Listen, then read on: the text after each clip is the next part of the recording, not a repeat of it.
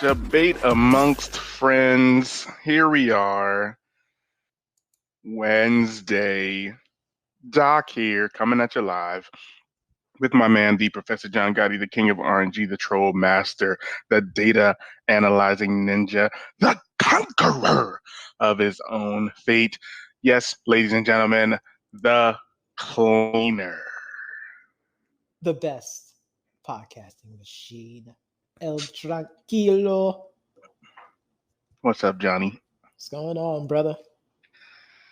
Well, there's a lot of things going on, and there's a lot of things going off. And the one thing that went off was this particular Atlanta Hawks team that said, we like our freaking water room temperature. We left the ice tray in the freezer, and we said, we're going to drink the water room temperature. Johnny, I had the privilege of having reads.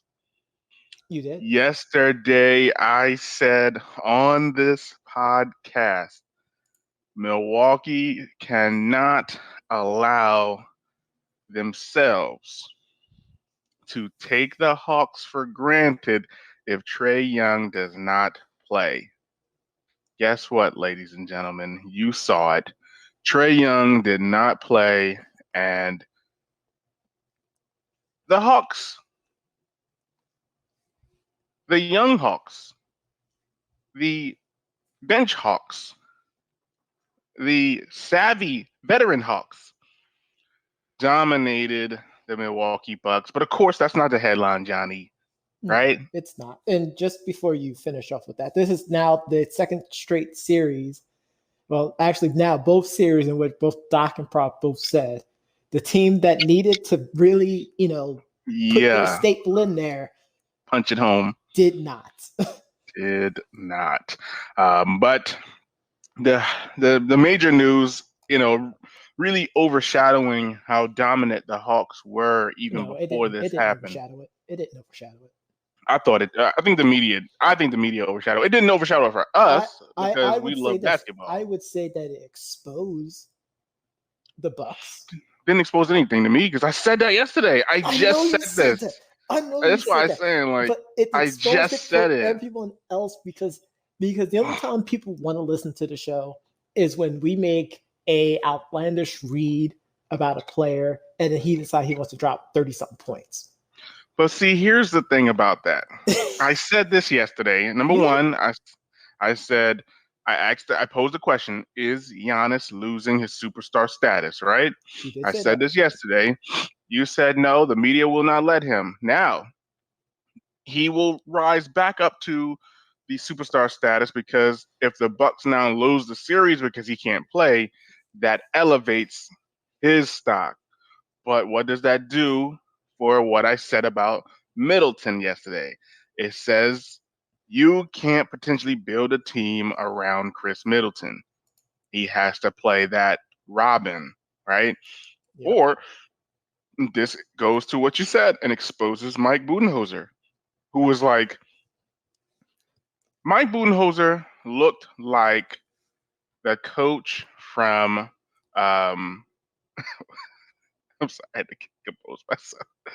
He looked like freaking Bud Kilmer from freaking High School Football movie. Yes, I'm talking about Charlie Tweeter. I'm talking about Lance Harbor. Yes, yep. I'm talking about my man, John, not Gotti. Nope. Right?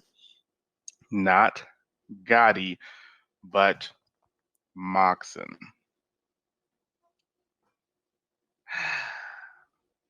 Am I now crazy to say that no matter what, Mike Budenholzer needs to be fired? Like, I've been saying this.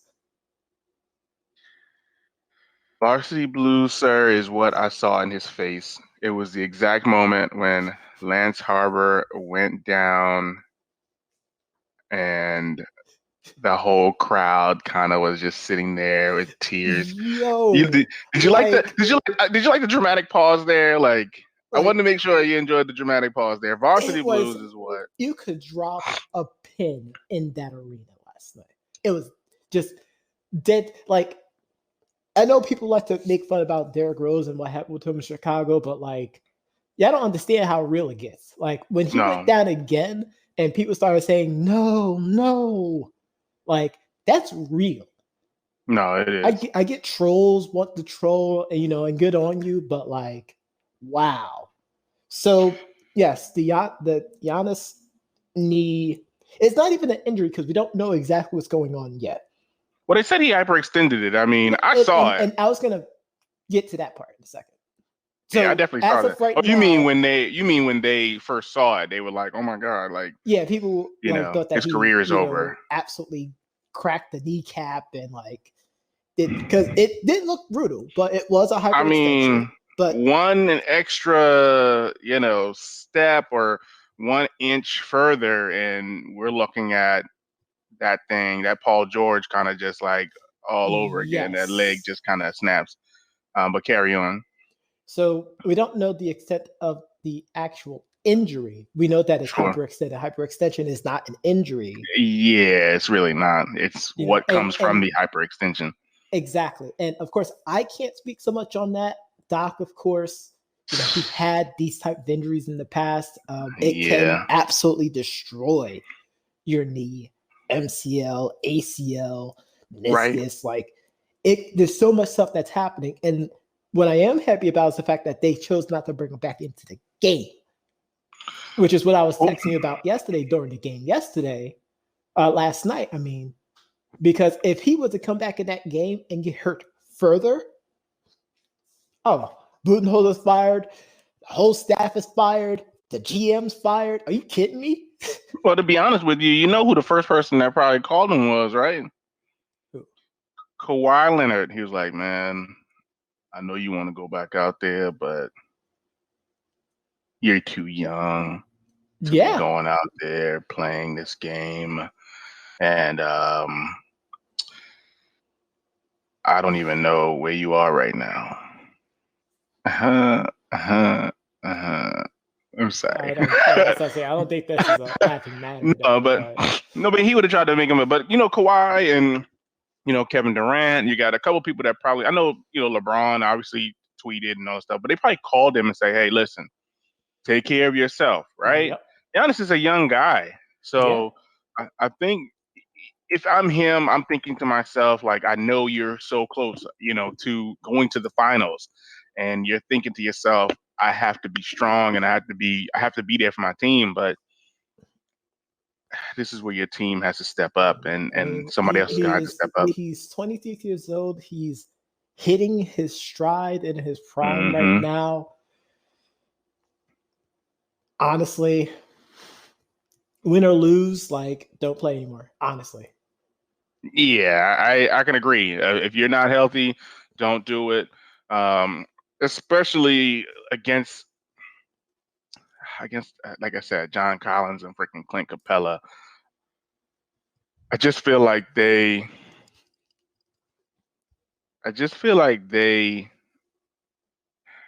should be able to beat the Hawks, man. Like, I know it's hard without Giannis because he does so much for the team. But with the likes of Bobby Portis, obviously Brook Lopez would have to step his game up. They got some pretty solid people. Obviously you have a younger Antetokounmpo on the team. He might not be as skilled, but hey, maybe he can. Don't put that out there. Don't do that to him. He's not as skilled, but he's not as skilled. I'm being honest. And I understand that, but I don't want people to have the misconception. People already have the preconceived notion that he's an Antetokounmpo. Oh my, that's so stupid. We can have double Greek freaks. Greek freak the second. Doc, you mentioned how the Hawks win to tie the series 2-2 was overshadowed with the Giannis injury. And I sort of disagree with you. So for me, it just showed, and this is something that Doc talked about at the start of the playoffs. What is it that you really see in the playoffs? You see who has the most heart, who has the most will, the most determination to win. even before Giannis's injury, Milwaukee did not have heart in this game. They did not have will in this. They were trailing pretty much throughout the whole game. You said two magical words in the beginning of your statement. You said to me or for me, representing John Gotti, the basketball purist, not a casual like some of these other people, but a true fan of the game.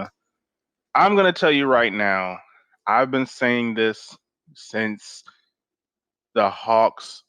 Really, I didn't say it during the Knicks series, but I said No, this you during said the this Hawks, during the during the 76ers. the 76ers, right?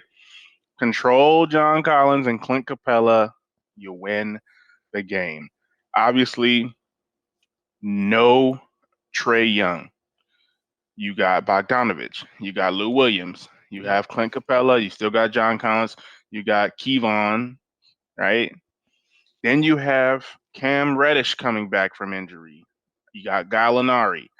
Um, I like Agangyu, I think it is. I think it's how you say it. Yeah. Forgive me if Agangyu. Um, he's a pretty solid player as well. But I'm going to say this. The fact that those guys stepped up in absence of Trae Young, holding Middleton to 16 points, 6 or 17 from scoring, zero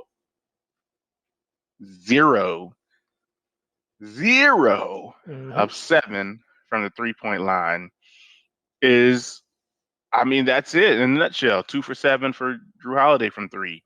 Again, Giannis before the injury, 24 minutes, 14 points, 8 rebounds. Obviously, he was on his way to a pretty significant game prior to the injury. He was shooting 70%, so it was pretty good.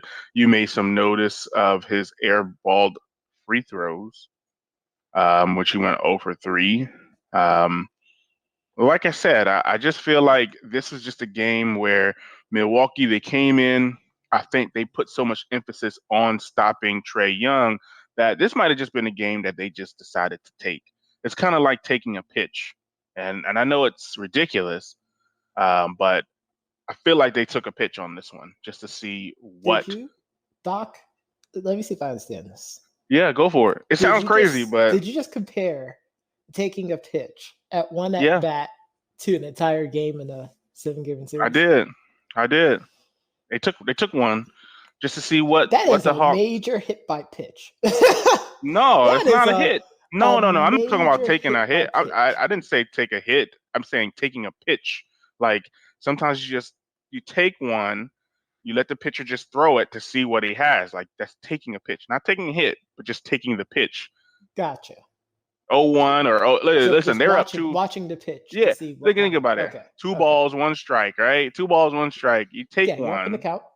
Yeah, you take one just to see what they got, because you don't know what you don't know. You Mike Budenholzer probably didn't even have a strategy. He probably just told his guys they don't got Trae Young, go out there and just do what we did last game. I got something to tell this about that one. This real quick. Yeah, let me tell you about Mike Budenholzer's strategy. It doesn't exist. He has no strategy. It could exist. No. I don't know if this team was built around what he wants or if it was built around something completely different. Maybe this is what Giannis wants. In fact, someone on Twitter, a Bucks fan, apparently he was a Bucks fan. I made sure to verify with his other tweets, not like the past few days, but like the past few years. He said Mike Budenholzer is the NBA version of Jason Garrett and freaking Dallas. So he just called him the clapper. Wow. So he's got nothing, you're saying? He got nothing. Dang. And again... You want me to tell you why? Because as much as we say this about the Clippers, Tyler made the adjustments. Yeah. He did. And again, I mean, obviously losing Zubac was kind of rough, but taking Batum out, removing Marcus Morris out for the one game and putting him to the bench. I mean, it's like you do have to just shuffle around, but in this situation, Obviously, Mike B is just, he's looking through this roster, and now you got to sit there and say, who's going to be the guy? It has to be Chris Middleton. It has to be Drew Holiday. You're Yep. most likely going to bring Bobby Portis up, right? Because PJ Tucker is not hitting the corner three consistently. Even though he didn't want to do it in Houston, he's still not shooting as well as he used to from the corner three. So you can't really rely on him to get you no more than the 8 points, maybe 10 that he gets you. But we're going to have to see more of the old Brook Lopez in the block doing post moves on Clint Capella, right? We're going to have to see Chris Middleton take that next step to superstardom. Like, that's what we're going to have to see. Or Johnny, guess what? This series, it's over if they can't do that. I still think this might go 7. Without Giannis, I don't think so. I would say this. I think obviously Giannis is more important than Trae Young, right? Of course. And I say that because, as I just mentioned previously, Bogdanovich, scorer. He's streaky, but he's a scorer. We already know what Captain Lou gonna give you. I mean, he can do it, right? Lou Williams can do it. Cam Reddish, young player, but we know his pedigree. And which I think is the all-time, or I guess the major factor here, is Gallinari. Because between Yes. Gallinari, Bogdanovich, and I'll say Kevon, I will agree. I feel like if you can't contain those three guys, this goes beyond Clint Capella and John Collins now. Those three guys now are the key. Lou Williams is going to get buckets. We know that. But Gallinari, Bogdanovich, and Kevon are the guys now that the Bucks have to stop. But how can they? Who steps up now to play defense against those guys? You're losing one of your best defenders. PJ Tucker now is going to have to go against who are you going to stop? You want to take out Bogdanovich, PJ? That's fine. Lou Williams will dominate you. You know what I'm saying? Like, who does PJ now guard? Who's Middleton? So that's where this series is going to be won and lost. I just feel like without Giannis, that defensive, I would say, anchor, Atlanta might, if he doesn't play, Atlanta might win the next 2 games. I agree with If that hyperextension is as bad as it looked, it's over. But here we go. Just a quick quote, right? Go for it. PJ Tucker says, "We just thought we were going to walk in and win the game. We didn't do anything to show that we wanted to win this game. We were flat, and our guy's injury was just another piece of the puzzle to us losing." That speaks on bad coaching. Literally, that just speaks on bad coaching. I mean, Middleton, we'll see what happens with Giannis. It would be great if he plays, but if not, we still have a capable team of going out there and winning. That's an attitude that you should have. Of course.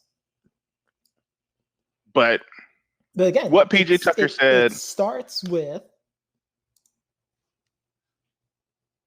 this team begins and ends with Giannis. And it's a shame to say that because it shouldn't have to be that way. No, it shouldn't be.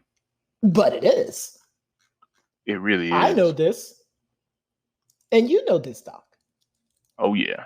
The only people who don't know this yet are the Bucks fan base, actually. Well, again, not all fan bases are as hard on their teams as us, obviously. You know me. I mean, they're buns until they're not, right? And even at that point, they're still buns. They're still buns to you, even though they. When have they not been buns? When have they not been buns? We're not gonna exactly. Go exactly. Let's not go there because the team is buns. I'm gonna tell them that they're buns. Hey. And they're not playing up to their capability. I already warned you about how my Knicks were heading into the playoffs, so. And I disagreed heavily. Hey, it's fine. So tonight. Yes, tonight. We 6. have Game 6, exactly. In LA,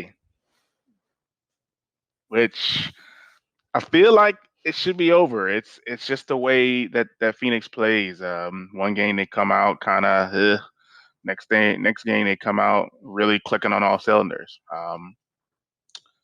I think I'm going to try my best to stay awake. I hate these West Coast games, man. Like they're always so late. At least it's not like 11 o'clock Yeah, I or was gonna ten say it's thirty. not like a 9 o'clock start time for like Yeah, Central Time for me. It's 8 o'clock, which isn't bad, yeah, but yeah. But at 9 o'clock sometimes can be pretty rough on ESPN.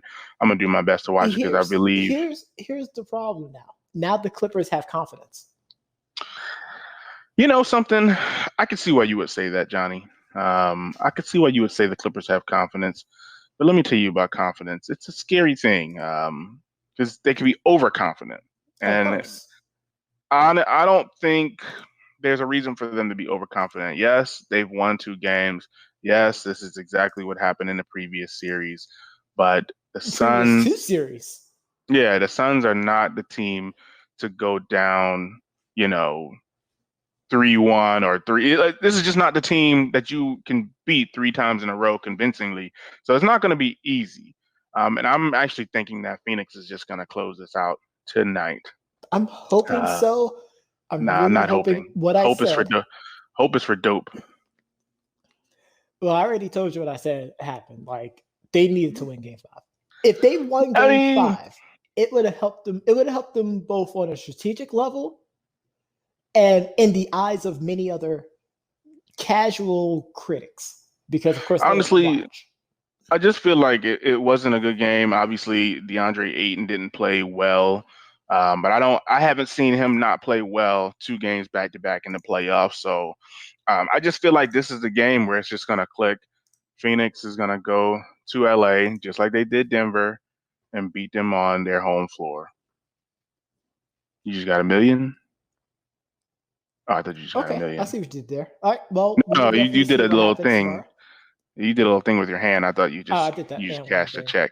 I thought you cashed a The million band. dollar check, One and band. you know No, I I wish. thought you went to Helen's office and she was telling us the check came in and it cleared, and I was like, No, yes. no, but now that you mention it, Helen had to go to office today and she heard yesterday's show, and Yikes! she was a little upset because, I was supposed to be that buffer for Doc not to say a lot of controversial things, but I she said she put nothing. she put me on warning, so I just have to be a little bit more cognizant. She just told me to, make sure I drink some orange juice and Wow.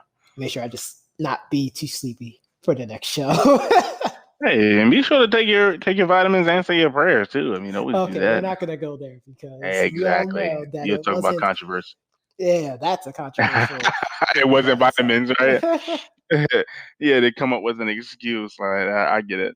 But I'm looking forward to the basketball game tonight. It feels like a Friday right now. I can't believe why it feels like this right now. I don't know what it is, but I was gonna say, be sure to tune in next week, right? But it's definitely tomorrow. But I know you heard this podcast on your favorite podcast platform. If you didn't, you can always go to our website at www.debateamongstfriends.com. Be sure to tune in Monday through Friday at 4 p.m. Eastern Standard Time as we go over more news, more analysis, and the reads.